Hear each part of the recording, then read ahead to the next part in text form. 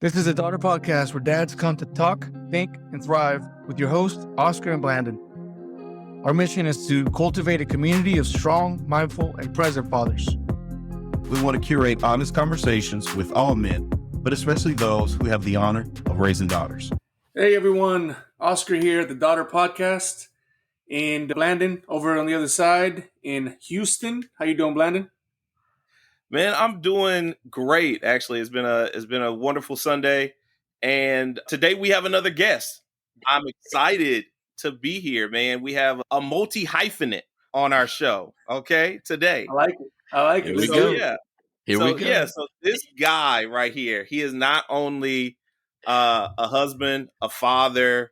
He's a teacher. He's a band director.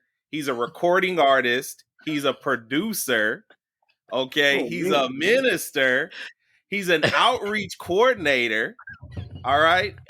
He's a podcast host of not one, but two podcasts. We'll give some plugs in there later. And he's my friend. He's my buddy. And I'm glad that he's on the show today. So let's give a big, warm welcome to Mr. Justin McLean. Yeah. All right. Thanks, guys, man. First off, big shout out to both of you, Oscar and Blandon, man. This podcast is really dope. And to everybody that's listening, please do not let Blandon's grandiose introduction of me throw us off. We're here for a greater purpose. But like he said, I do wear many hats, but I'm very happy to be here. Me and Blandon are brothers from many moons ago. And so now many moons for him. My moons are much younger, but that's another conversation for another time. No, your moons are up there. Your moons are up there, sir. But it's really dope that I'm getting a chance to put a name with a face and a personality with this brother Oscar too. So yeah. I'm excited to be here, man. I'm glad to get into the conversation. If it wasn't for the greater purpose, I would be walking out of here because all those hats, they're heavy, my friend. Oscar, don't let Blandon draw you in, bro. Just stay the course. Be pure, brother. Be pure. All right. We'll keep it on the path, man. Yes, sir. So today we're here to talk about blended families. Me and Oscar don't have a touchstone with that, but Justin has a wonderful story, beautiful story about him and his wife and his daughters and his blended family. Now, he also has sons, but today we're going to focus on his daughters. Yeah, definitely. So, Justin, how about you let us know a little bit about yourself? You can run down your hats again if you want to, but we want to hear your story about your beautiful blended family. So how about we talk about that? I think the hats are good, but a little bit about myself. As these great hosts have said, my name is Justin McLean. I'm from Rosenberg, Texas. It's a small, honest, hardworking town outside of Houston, Texas, 59 South. And I grew up in a blended family. My mom and my biological father, who I have a great relationship with, love him dearly, spent summers and weekends there and all that kind of stuff. We're not together by the time I came into my own way of living and understanding things. And by the time me and my brother, I was turning 7, my brother had to be 4 going on 5. My mother got married to my stepfather, Trent Woods.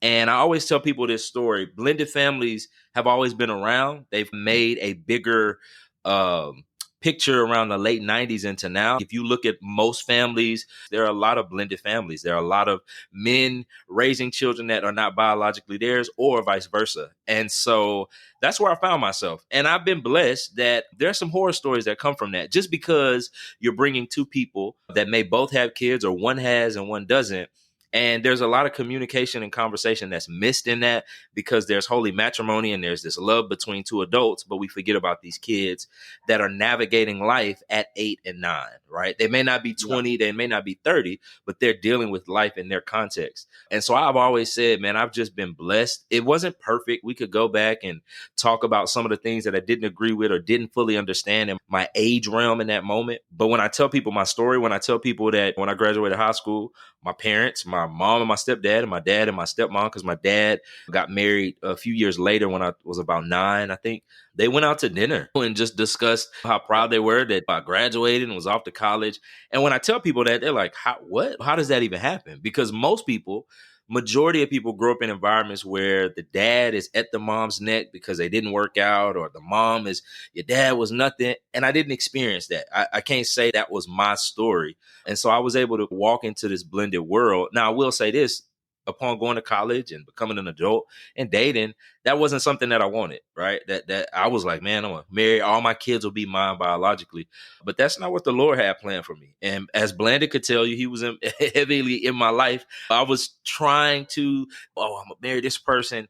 But unbeknownst to me, one of the greatest friendships I ever had and found was with the woman that I'm married to now, Brittany, who we refer to as B. Hey, government on here. Wow. Gotta put the government out there. You just never know. Please, Warrants may be out there. Government on here.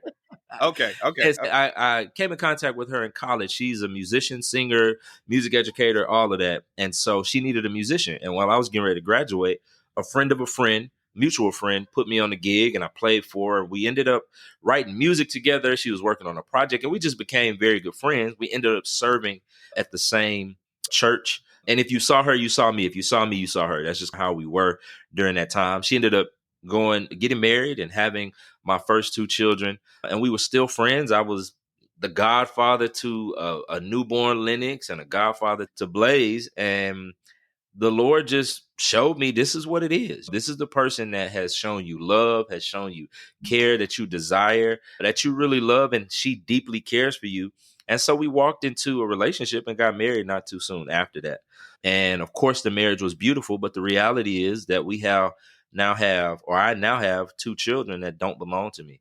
That one has an experience and a remembrance of this time when his mother was married to somebody else, and a daughter who faintly remembers because she was a small baby.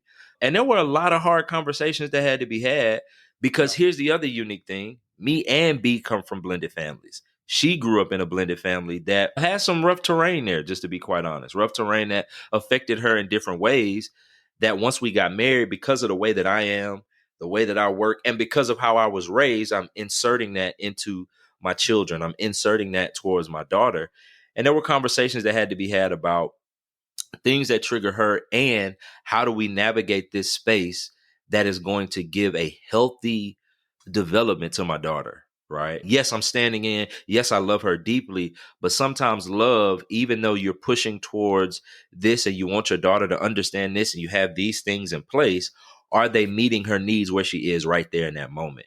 And I think for me, I have a tendency to parent and to lead my daughter to where I want to see her at 15 and 16 and not where she is right now, 8 and 9, if I'm being perfectly honest. And these are conversations that I felt like I didn't need to have, because sometimes we feel like my blend was better than yours because I didn't come out with these issues or I didn't have to deal with this, but I still had to deal with, wait a minute, there are some things that you thought you would never make a part of your life, but they just insert themselves in there because we become products of what we're exposed to, even if it's not like horribly bad, but some things that need to be nuanced and contextualized for who you have in front of you.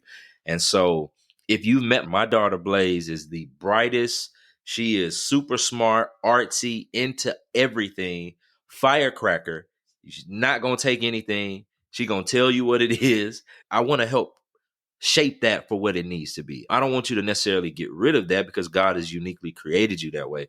But I do have to figure out how to make sure we can mature that in a way that it doesn't hinder you in life, but that it doesn't affect me emotionally where I'm lashing out because I'm trying to get you to learn something, but you're a child, right? My wife says this all the time.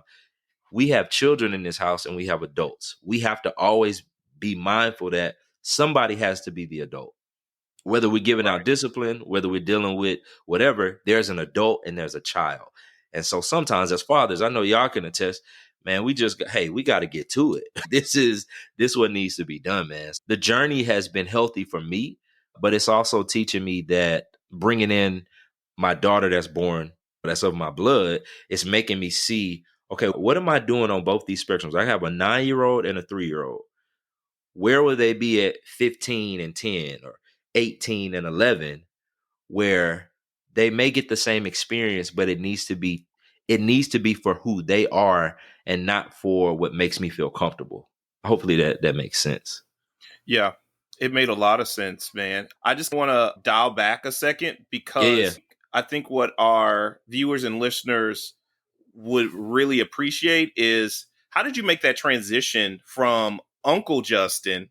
Yeah. Now you're Blaze's father, and you've always been your youngest daughter's father. How did you make that transition and adjustment? Because I I heard somewhere, and I feel like it's very true, even though all these children grow up in the same household, they get different versions of us. They get different versions of us as a parent. So I'm assuming that also having a blended family, that makes it a little tougher to have a different version of my father. Let's just talk about that for a little bit. I'm gonna be honest. I really leaned on, and it's now that I'm thinking about it. Before I moved into being a student pastor and working as a community coordinator for a nonprofit, I was an educator, and so I was leaning on what I did in the classroom. I had built a lot of relationships with students from 6th to 8th grade, 9th to 12th, 6th to 12th, because I was teaching at middle school and high school. So I'm seeing kids grow up right in front of my eyes. So I leaned on that. I leaned on this very direct, structured, ordered person, right? But I went from uncle or godfather where I wasn't responsible in so many ways for a lot of things. Like I was around, I showed up to parties, I definitely helped and did all of the things, but I wasn't there for when the child woke up or if she hurt herself or if she was having a tantrum and all of that.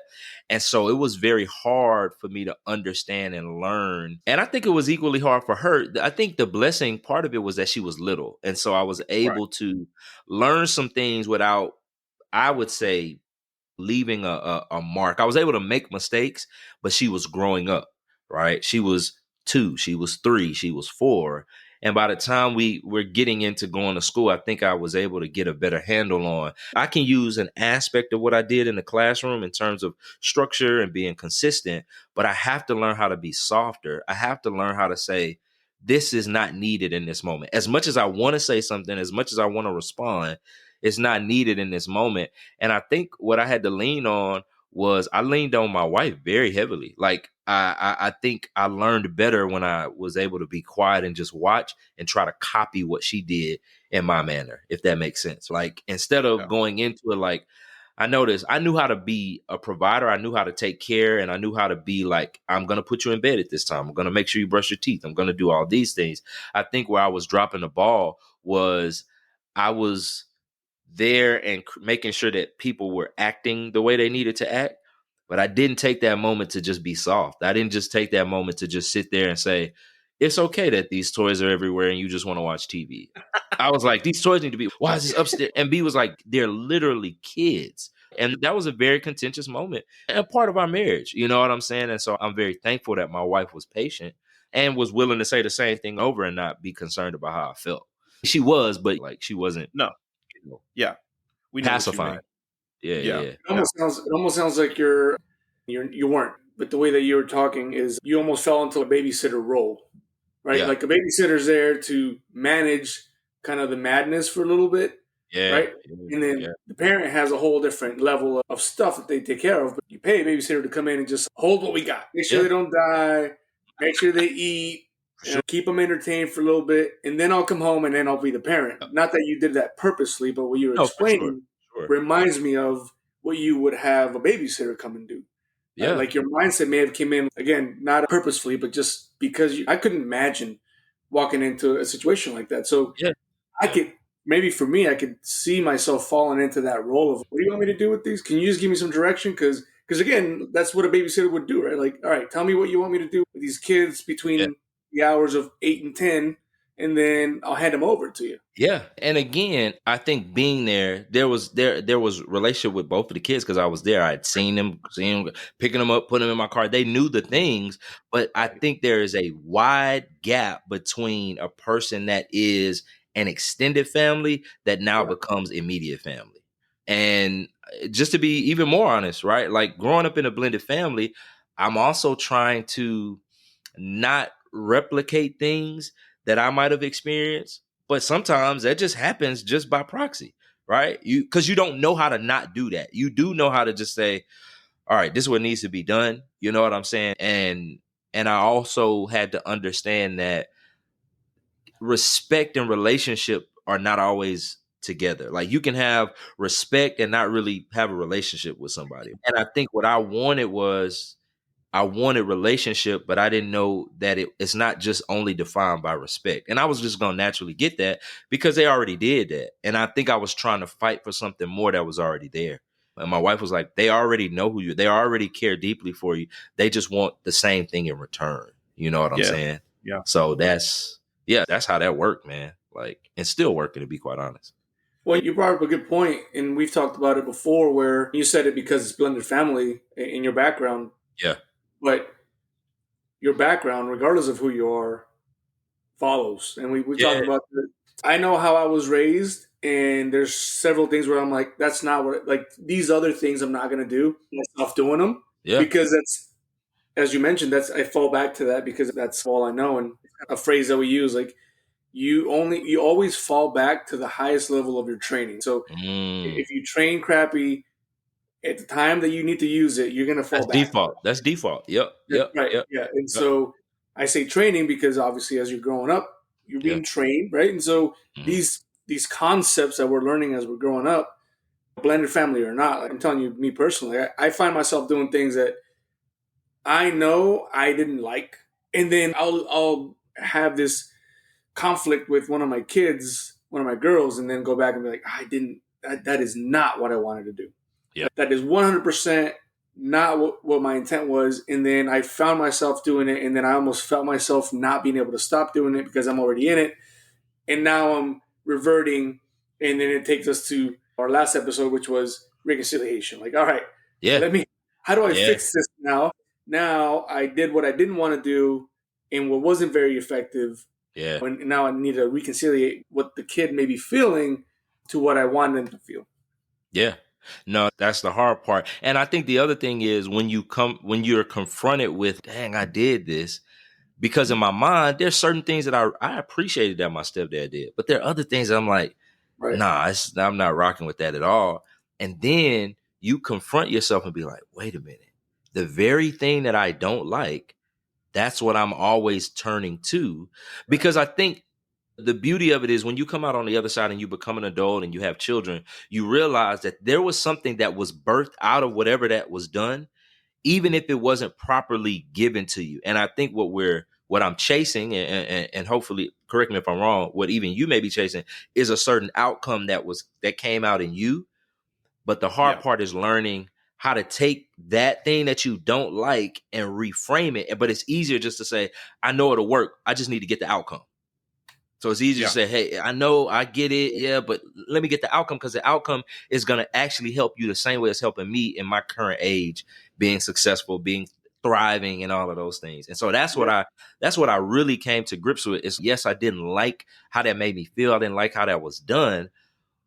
But who I am, how I made it through college, how I strived in my career and where I am right now, it finds its genesis in that. You know what I'm saying? So, you right on. Spot on.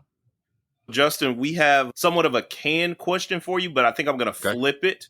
Yeah. So we typically ask, when were you daughtered, right? That's our whole conversation here when we get guests on and when we're talking to them.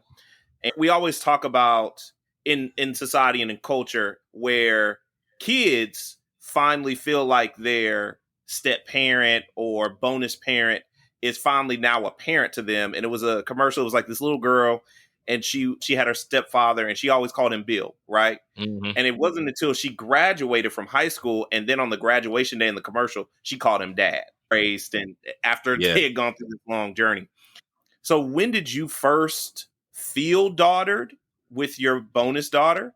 Then going on with your youngest daughter, when did you get daughtered with her? Man, that's a good question. I think for me, when I think about that question for Blaze, I'm gonna be honest. I'm gonna talk about it like this. When we got into this house, and I think it probably happened way before, but this is the moment that sticks out in my head. We got into this house, and there was a time where I got home from something, and Blaze was up here, and I think she had a bad dream, and she was crying, and she was just very emotional. And so when I got home, he was like, you need to go check on your daughter. You need to go check on Blaze. I said, what's wrong with her? She was like, oh, she had a bad dream, and she was crying and shaking. I said, naturally, usually that's a mom thing. You know what I'm saying? And she said, no, she wanted to talk to you. She needed to talk to you. So I came upstairs and I said, hey, what's going on? So she turned over and told me about the dream. And I said, hey, everything's going to be okay, man. You're in a safe place. All is well. If you need me to stand right here before you go back to sleep, I can do that. but I just wanted to come up here and make sure he was all right. She was like, no, I really appreciate that.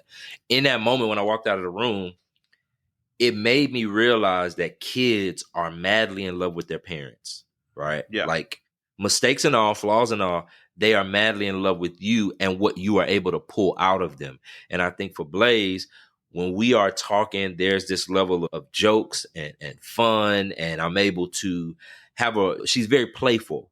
And in that moment where I came upstairs and part of me wanted to be like, girl, go to sleep. You know what I'm saying? But it clicked in my head that she didn't want her mother in that moment.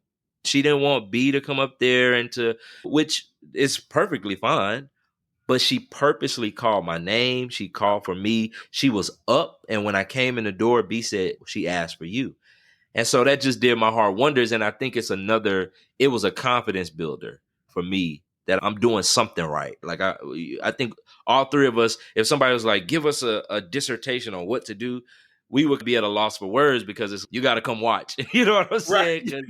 You got to come see it. It's an experiential thing. Like you have all these ideas about what fatherhood is like.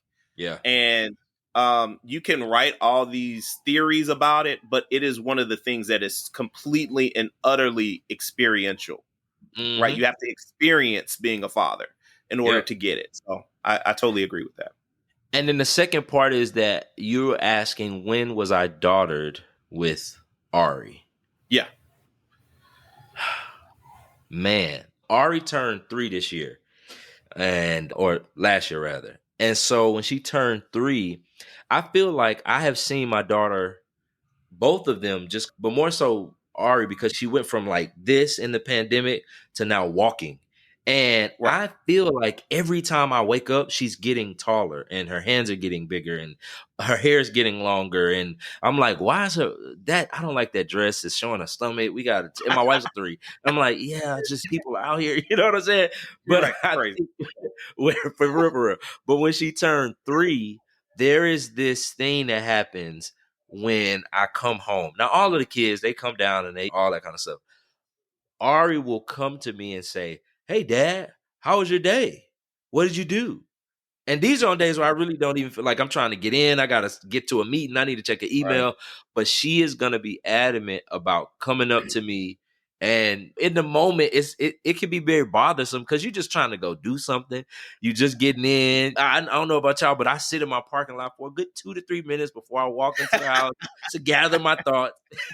And so when I come in, I got to gather them, Doc. So when I come in, I'm checking into another job.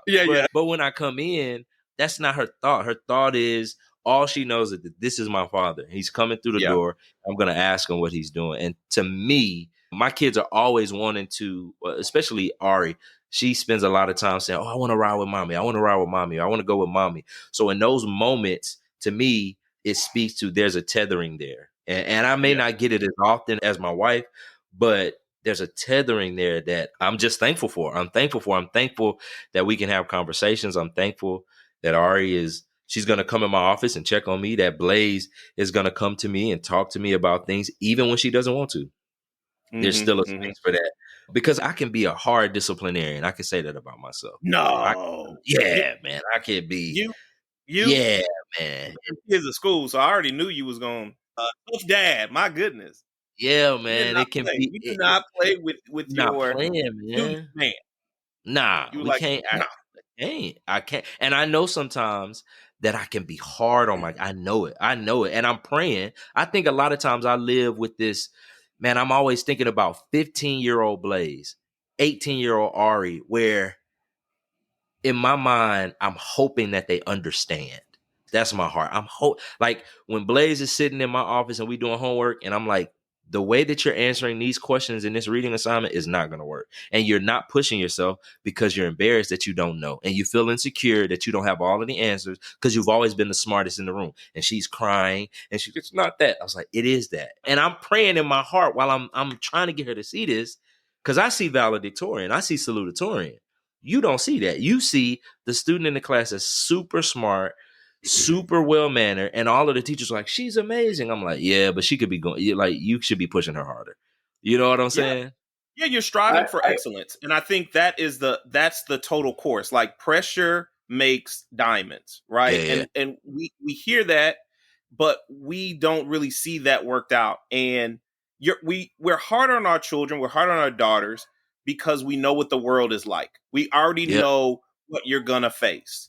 Even in the small things, right? You want them to strive for excellence. And you that's your whole MO, right? That's your whole MO. I know you. I know Oscar. You both strive for excellence. And so when we're hard on our girls, it's because we want to pull more out of them. Oscar, I saw you're about to say something. Yeah. Well, I was going to say, as a fellow disciplinarian, I feel that. But I feel it because it's real easy. Even you were talking about your youngest, like she's slowing you down, right?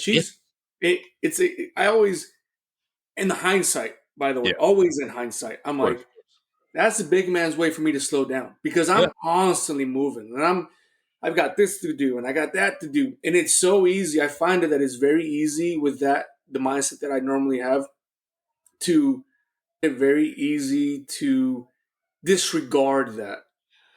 Very easy. And to say, hey, I don't have time for this right now. This later. Yes. And you made a great point because my 3-year-old does the same thing. Like mama, everything's mama when she's upset. Like, oh yeah. Everything's mama. Even if I say pick that up, she's I just want mama. Like I don't even know how this works. Pick that up though, but pick that up off the floor though. Exactly. So to be able to find that introspection quickly and say, actually, she's asking for me right now, so I need to take advantage of that. Man, I feel that because I don't do that, and I always find it in hindsight where I'm like, oh man, I missed that spot right there. Man, like, I missed that little bit because again, she's 3 and she wants mama for everything. Right. But she threw me a line, and I just threw it away.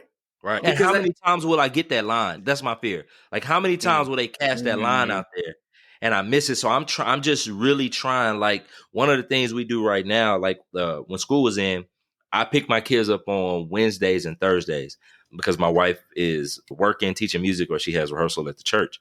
And so when I pick them up, they already know when they get in the car, I'm going to ask Lennox, run your whole day down. Run it down. I want to know, I don't care what you ate, what student said something to you, why didn't you turn in this assignment, whatever. And I do the same for Blaze. But what I've really made a effort at is there are parts of the day that I'm like, what are we talking about right now? But those are the parts of the story that she really wants me to hear or he really wants me to hear. So I have to, it's all 4 of them in the car. So Ari is usually running her mouth, being loud. And I'm like, hey, Ari, Blaze is talking right now. So you need to be quiet because I want to hear about her day.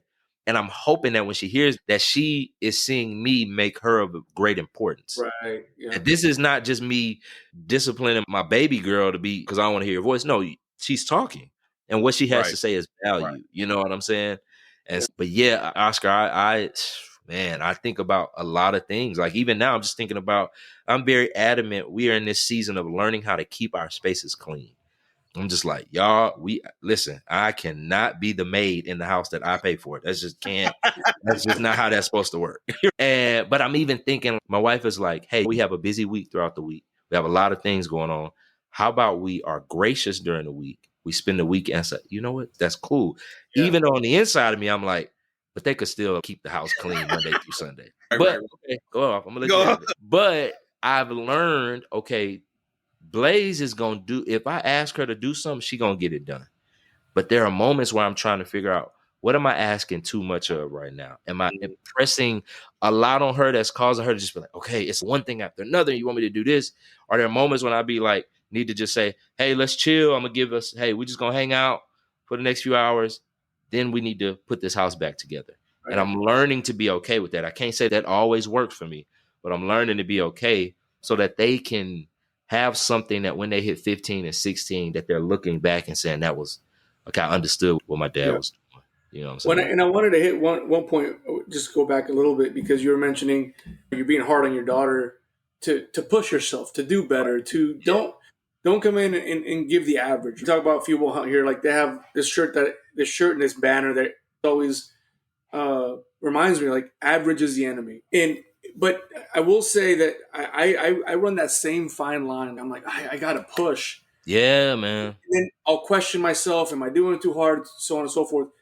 Jordan Peterson was in one of his talks or Yeah. an interview. I don't know where, but he mentioned like very quickly we're quick to tell our kids you're just fine the way you are. And he says that's ridiculous.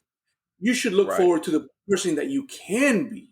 Right. Yes. Right. Of course, but they are unwilling to make the sacrifice or have the muscle memory. But even in what you're saying, I want to credit my wife because she's helping me not go too far left in this focus. She understands, and she says this all the time. We were in the kitchen one night. I'm appreciative. I thank God that we're together and that we're married, because there are things that you are doing as their father that I just don't know if I would have fully knew how to really get them to do that or pushing that. And so super thankful. And I'm like, we in this together. But my wife told me something one time. She said, I was like, I'm just thinking about Blaze when she hit 18 and when it's time. We got to think about when she going to college. I think she need to be doing this. She said, I appreciate that you are always vision forward. But she said, don't chase the 15-year-old and miss the 8-year-old right now. Absolutely. Right.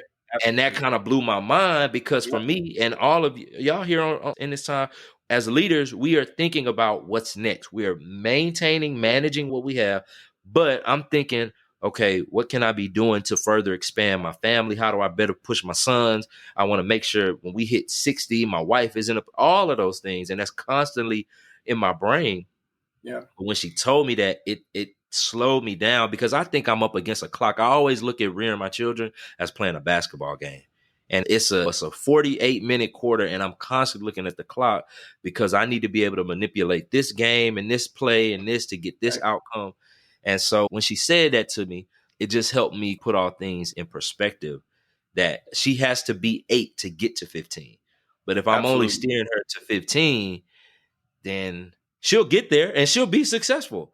But she will become that person that is breeding this success because she never really got a chance to be the 8-year-old or the 9-year-old. And I can't say that I'm doing that perfectly, guys. I can't say that I'm always making the right decision because there are plenty of times where I'm probably too hard.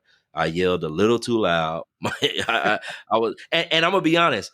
Blandon doesn't notice, but I look at how Blandon is. Like he was at the house and my kids are playing. They want to talk and play. He was like, "What? He's playing all the games." And I'm like, "Hey, man, I got company over. Y'all go upstairs. Go watch TV. Here's your tablet. I'll give you more tablet time." And Blandon was like, "Nah, man. Hey, kids, come on. Hey, let's play." And I'm just like, but that's a part of me that I think they're going to get a better version when they get older because I'm just that kind of like playful. My wife is always, "Y'all, you cracking jokes." Like we'll leave the school and I pick them up and I'll be like, last one to the car riding egg. So we running all in the street. And my wife said, "This is what you're doing with our 10-year-old tonight. We just running, not watching cars." I'm like, we just having a good time, but now they do it everywhere we go. So we leave and there's like, last one to the car riding egg. I'm like, guys, we are literally in a parking lot. We got to calm down. But that playful side that you see, Justin, I feel like when you guys were saying, and just like Trevor said, like kind of you're catapulting to 18 and 17 and 16. I really don't have that. I don't, and I believe it's going to bite me in my behind when it gets there, because I'm not going to know how to deal. I'm not. I'm just telling you guys right now. So be prepared. Get your shoulders ready for me to cry on them because I have I'm almost time capsuling them, so to speak, right? Because I love that age. I love that 3-year-old age. I love that 5-year-old age. I love the 7-year-old age where everything is play and imaginative and fun. And I don't know how I'm going to deal with a moody 14, 15-year-old or sullen and despondent and the world is crumbling. Emo, don't want to talk. Right. Yeah. I'm going to be like, where's my 7-year-old who was always happy and positive and but I think part of where I'm missing that is I taught middle school for 7 years of my 12-year teaching career. I saw the 6th grader, and in my mind, man, I'm trying to prepare an 8th grader to compete at a high level at band, to compete to get into the high school program. And so I'm like, man, hey, y'all come in here. Blandon knows, hey, don't come in here. Yeah. We're not doing no talking. Grab your instrument. You already know the structure. Sit down. And they got those soft, playful moments, but they got them when they were older and they were mature enough to handle them and be able to see the difference between Mr. McLean after school and between classes and Mr. McLean. Hey, we got to work. And so I'm working backwards. I'm trying to get to where Blandon is. Because I know that part of me is there. And my wife is like, Blandon, she's looking at them and they're getting so big, babe. I just don't know. I'm like, girl, what are you talking about? Calm down. Well, here's the thing. It's a double-edged sword. Like, we're looking to the future, so we're missing the present. You're in the present, and you're not thinking about the future, so the future tends to punch you in the mouth. Yeah. The problem is that here's the problem. The future's still going to punch us in the mouth. Right. No matter how well we prepare. No matter how well we prepare. No matter how much I think about for sure a 15 to 18-year-old, that 15 to 18-year-old war is coming. Yeah. And there's nothing that you can prepare for that. You're right. You're right. And the thing that I'm quickly reminded of, because my girls are about 4 years apart. Okay. We're like four phases, right? Like I'm seeing 4 phases at all times. Yeah. And so with my oldest, I was the hardest and harsh and very, because that mindset was like, the world's hard, you're going to be hard. That's how it's going to work. And then my middle one, I obviously learned some stuff from there. So I did that. Yeah. And then my youngest one, I see him like, man, I missed this 3-year-old with the older one. I missed it. And then I missed this. And I'm starting to see that where I'm like, man, like maybe I focus so much on what's coming that I completely missed what I had at the moment. And I struggle with that every day. Like every day I'm like you said, where's my 2-year-old? Where's my 5-year-old? Like, it's a very real feeling that I now feel. Like I feel that loss because I probably wasn't, I'm fairly certain I was not present enough during those times to say, no, we got what we wanted. And you may never be, Landon, you may never be fully satisfied with getting everything out of every year. But it sounds like you're getting way more I got in that stage, because I was go make money so I can provide, so I can do these things. And my mind was not within that time frame. And we talked about in our episode about guilt. Then for me, you add on the military life, and now I'm gone. And so one, I didn't take advantage when I had it, and now my job requires me to now not be present. Right. And so I shot myself in each one of my feet is what it feels like. And yet I still find myself future thinking of, how do I prepare these girls for this world? Because guys, like we see it every day. These nuts. I want them to be strong and level-headed, and I want them to think, but I tend to go too hard in one way or the other, and I can't figure out that middle. But I do know that I continue to do the future thing instead of just like stopping for a second and enjoying what we have. I think I'm going to mention this every episode, like Trevor, with that 75% at 12 years old. Like at 12 years old, you've spent 75% of your time with your child before they leave. Oscar, you can't say stuff like that on this thing. That's wild that you just said. Not Blandon. Trevor dropped that bomb on us, and it's just been like circling in my head ever since, just completely and utterly. Crazy. That just gives me even more anxiety. Thanks. I appreciate that. But I'm going to tell you something else in this blended family aspect. I know that Blaze was born. I remember her as a baby, but I wasn't there to see her be born, right? Ari, I'm there. I'm going down to, I'm doing all of the things. I'm at the doctor's appointment. So there's there's this different type of closeness that then in my mind as a father, like I'm having these conversations on the inside. It's okay. I need to make sure, because like my biggest thing is I don't want them to get older and be like, man, that was hard on me, but y'all had it easy. So I find myself, oh no, we ain't gonna do no. All right, I'm giving her some energy. Just in my back of my mind, Blaze can be like, oh, okay, it's even. You know what I'm saying? I know that sounds crazy, but that is it's not. The reality of a blended family. That I don't want my Because I think me and my brother have a conversation about that with my baby brother. And it's not no fault of his, right? But we talk about trivial things like growing up, I remember on the weekends, every 2 weeks, I'm cutting the front yard. We went from us picking the weeds and clearing out the flower bed in the front yard to then I was old enough to then start cutting the backyard. Then once I got the backyard down, I had to show my baby brother how to cut the backyard, and then I was cutting the front yard, right? We switched washing dishes. 1 week was him. When I went off to college and I'm coming home, my baby brother, I was like, man, you don't be cutting the yard? No, we got a crew. They got people that they pay to do that. We never touched the dishwasher. It was like in the black house, the dishwasher was just there for design. It was a drying rack. It was a drying rack. Go ahead and say what it was. And the rationale was like, we don't need to use that dishwasher. We use way more water doing that than washing it in the sink. Who told you that, mama? What water company came and said there is physically and so I'm coming home. I'm like, man, this kitchen sure is clean. No, I just put in the dishwasher, bro. I don't be washing no dishes. And now we look at that and we laugh on it now, but in reality, I don't want that to be I want everybody to say, I went through the school of hard knocks with Pops. You know what I'm saying? Like we all got the same, you know what I'm saying? Because I also think that's a level of love. Like we don't really know. Like I want them to know, like, no, I got the same love. We all got the same love, different, right? But it was the same branding of what it was. And so I find myself in that prison at times too, where I'm trying to equalize everything for everybody. So, well, I think it's important to. My question to that is, I've learned because growing up, I was not in a blended family, but I grew up. I was the oldest, and then I had my sister and my two younger brothers, and as I grew up and started seeing more of the picture, I would notice that, hey, why doesn't he get what I was getting? I think now being a dad of 3. I want to believe that it's because of the learning process, right? Like I was harder on my oldest.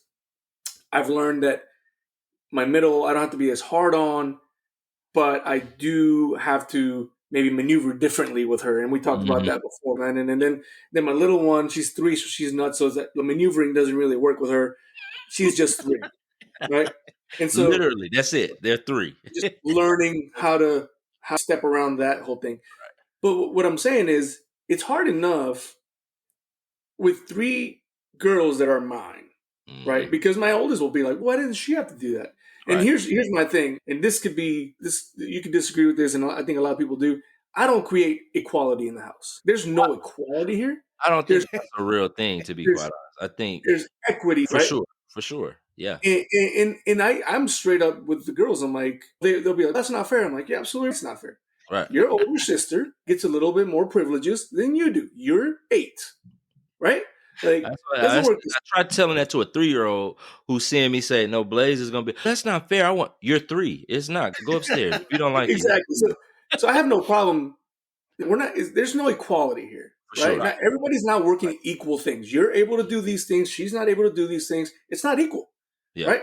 But the work, the effort that you all are giving to our family is equitable. You're giving in to the family because that's what we do as a team, right?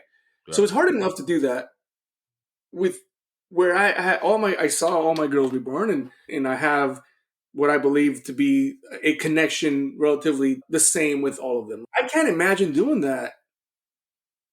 Honestly, can't imagine how. I guess I shouldn't say couldn't imagine doing that. I can't imagine how I would then translate that to a blended environment where now I took in another daughter that I did not see born, that wasn't mine, and not because I don't think I could provide the same type of love to her, but at the same time, I don't know that I could because I don't know that side. So I think that dynamic throws a whole different wrench in there because now you have that potential perception. Yeah. Right? You're easier on her because she's your daughter. I'm adopted, for example. Right. Yeah. Right? Like I could see that. Like I think if that happened to me, I'd just be like, I actually don't know how to answer that question. That dynamic, I don't know. Like, how do you maneuver through that dynamic? I'm going to say it's 2 things, Oscar. So remember, I've known B forever, or as far as our friendship is gone. And so though I wasn't in the birthing process and go through all the doctor visits, I remember Blaze as a baby. But I do think I believe God is sovereign. I believe that there are no things that happen by accident. So me uniquely being there as she is going from new birth to toddler creates that level of tethering. But when I hear B say, hey, we're pregnant and we're having a girl, I'm there from start to there. Right. And so what I try to do is be reminded that when we really look at it, if you know the backstory, at the time that B is separated and going through a divorce and all that kind of stuff, Blaze is still a very little girl. And so her recollection has always been me being around. I'm sure there's some memory, and obviously they visit their dad and things like that, but that's just been me. I've had to take that barrier out of my mind that sometimes we can create and say, the Lord is literally saying, yes, obviously you were there from the inception and all that kind of stuff, but by my grace, you really started at the same point. So that's been a healthy reminder. Once again, this is my wife reminding me that, yes, there are some small nuances, but you have this same, she always said, Blaze is, you're all that she knows. Yeah, she knows that because she's come older and she's asked her brother and they go, but you're all that she knows. So that's the starting point. And so I have to not let my mind play tricks on me. That's why I'm glad you said that whole idea of thinking and being and like understanding, because sometimes your mind can play tricks on you. And you can feel like, but it's really not even that, because that kid doesn't remember that. She knows we stayed in this house. He was there. We bought this house. He was there. When I fell off my bike, he was there. When I threw up in my bed, you know what I'm saying? All of these small things, which clean up, throw up is wild. It's a part of the job. You know what I'm saying? It's especially like me and my wife. She was like, I think one of them threw up. I get nauseous. I was like, I'll go throw up. I'm like, okay, you just go down. I'll clear all this out. But no, that's a good question. I think I have to commit to myself to saying, I'm here. Like, these are my daughters. Yes. When you look at the paperwork, it's, Deloach, McLean. Yeah, but these are my daughters. Like, these are my daughters. There's no way around it. Like, you asked me, this is my daughter. The same expectation I have for Ari. Because here's the thing. Both of them are like one and the same. Both firecrackers. Both will tear your house up. Both will tell you about yourself. Very bright. They both speak for their brothers. If Blaze is with Lennox when they were growing up, she was like, hi, my name's Blaze. And this is my brother Lennox. We stopped speaking for him. You know what I'm saying? Ari does the same thing. Hi, I'm Ari. I'm Tree. And this is my brother Cairo. He's 5. I have these big personalities, and my sons are very chill, docile, and cool. But yeah, it's just, man, I'm just like, you're going to need, and part of me saying I'm a disciplinarian is like, the man that comes to my home that says I'm interested in you has got to be somebody that is no frills. Because if not, you going good luck and Godspeed. You know what I'm saying? So, 100%. Yeah. So on that future talk, I guess my last question for you, Justin, in this is, what is the legacy that you would want to leave behind for your daughters? And have to be so, I don't know, so grand, but is there like a feeling? Is there, because you wear many hats. That's what I'm saying. When you're multifaceted, multi-hyphenated individual, like there are so many, would you want them to know you for music or preaching or outreach, or there's just a lot of things you have going on. So what is that, I guess, that one legacy or that one thing that you would want your daughters to have of you? I want, man, y'all ask really good questions. And I wish I would have sent these over before, but knowing Blandon, he's not going to do that. I want you to think in real life. Think in real life, real time. So here's what I really want. Outside of all of the things that I do that I think makes them very proud, that they can say that my dad does this and he does these things and this is cool. I want to leave a legacy of consistency. That's what I want. I want them to be able to remember he was there. He was there. Like, one of the things they always say is, B has always made a joke about when I'm not here or when I'm traveling, they be like, man, he gonna go to work.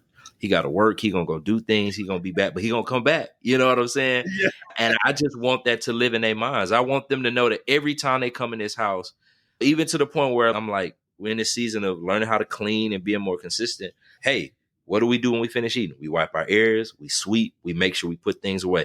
I'm gonna do that. Hey, have we cleaned up? Y'all know we know you coming up here. I'm going to come up there and check. You know what I'm saying? When we get home from school, you have your 30 minutes cool down. Blaze, Linux, you're in the office. We're getting our homework out. I'm there. Like, I want them to have that in their brain so much that it begins to define everything that they judge by. Is this consistent? Is this person like doing what they said they're going to do? So that's what I pray. That's what I hope, is that when me and my wife are empty nesters, that they have learned how to be consistent people of like, they just do the same, not the same things, but they do the things over and try to get better. The person of routine, that's what I'm praying that they get from me, man. Consistency in whatever. I was consistent in discipline. I was consistent in apologizing and saying, hey, how can I do this better? There are ways that I could consistent in saying, hey, I feel myself getting upset or angry. I want to know what has happened so we can talk through this. I want them to see consistency. I'm a person of routine. My wife said this all the time. Yes, you are. My God. You go to work, go to church, come home. Go to work, go to church, come home. That's me. That's me. Yeah. I told you from hard work. If you go to Chili's, you're going to get the same order. Okay. All right. We know what you're going to get. We getting this Cajun pasta. All right. Listen, we know we no get. If we tomatoes, go to Luby's with you, we getting the same. I'm getting the same.